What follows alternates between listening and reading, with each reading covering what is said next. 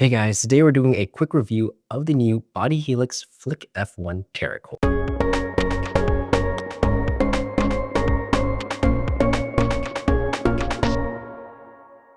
Now the new Flik F1 Terracore is an elongated paddle with a 5.5-inch handle that uses a new foam core from Body Helix. For the swing weight, we got 116, and the twist weight, we got 6.35.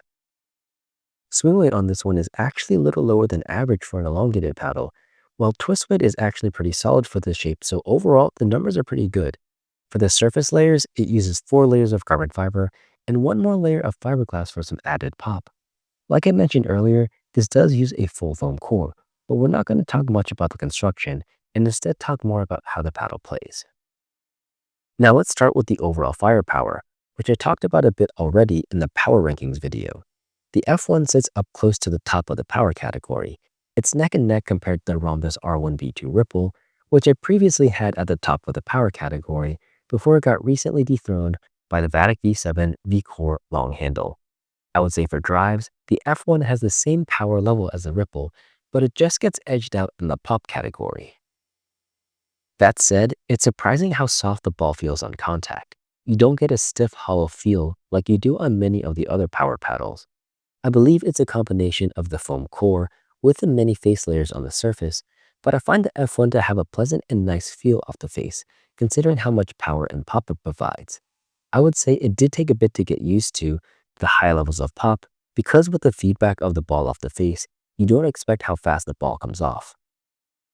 It's kind of like the sensation of the Gearbox GX2s, but not as extreme, since the Flik F1s aren't that muted feeling. I'd say the feel is about average and feels like a slightly muted Gen 2 with a fuller feel. It definitely has foam core-like qualities for the feel, and I can see the comparisons to the True Foam Genesis here. Compared to a Gen 2, I find the Flik F1 to have a noticeably larger sweet spot.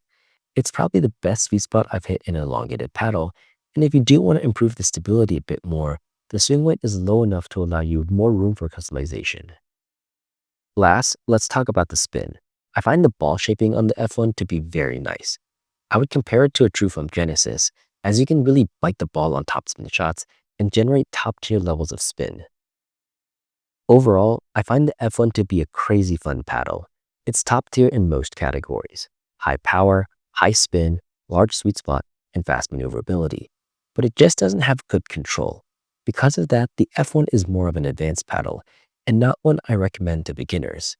I personally really enjoyed this paddle and have a fun time using this. It's a paddle I picked up and immediately connected with and really enjoyed.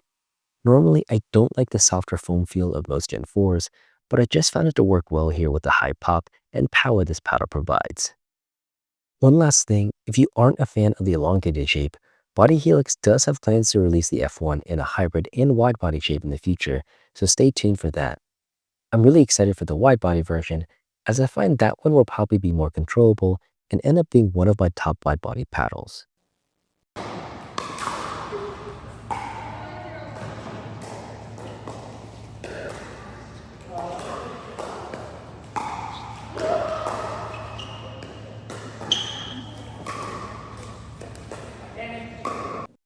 Alright guys, that's it. Thanks for watching. If you do want to pick up a Body Helix Flik F1, I've added my discount code as well as a link to buy one in the video description below, as they do release today. Alright, thanks guys. I'll catch you guys next time.